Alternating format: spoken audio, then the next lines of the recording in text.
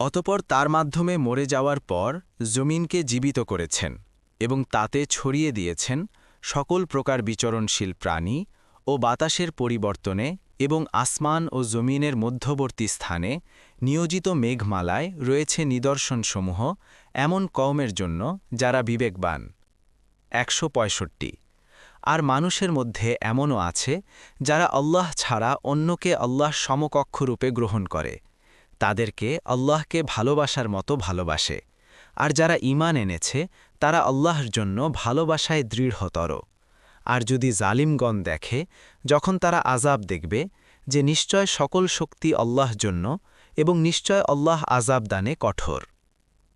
১৬৬ যখন যাদেরকে অনুসরণ করা হয়েছে তারা অনুসারীদের থেকে আলাদা হয়ে যাবে এবং তারা আযাব দেখতে পাবে, আর তাদের সব সম্পর্ক ছিন্ন হয়ে যাবে।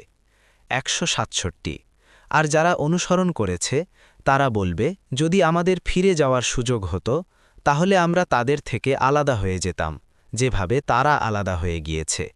এভাবে আল্লাহ তাদেরকে তাদের আমলসমূহ দেখাবেন তাদের জন্য আক্ষেপস্বরূপ, আর তারা আগুন থেকে বের হতে পারবে না। ১৬৮ হে মানুষ, জমিনে যা রয়েছে তা থেকে হালাল পবিত্র বস্তু আহার করো এবং শয়তানের পদাঙ্ক অনুসরণ করো না, নিশ্চয় সে তোমাদের জন্য সুস্পষ্ট শত্রু। ১৬৯ নিশ্চয় সে তোমাদেরকে আদেশ দেয় মন্দ ও অশ্লীল কাজের এবং আল্লাহর ব্যাপারে এমন কিছু বলতে যা তোমরা জানো না।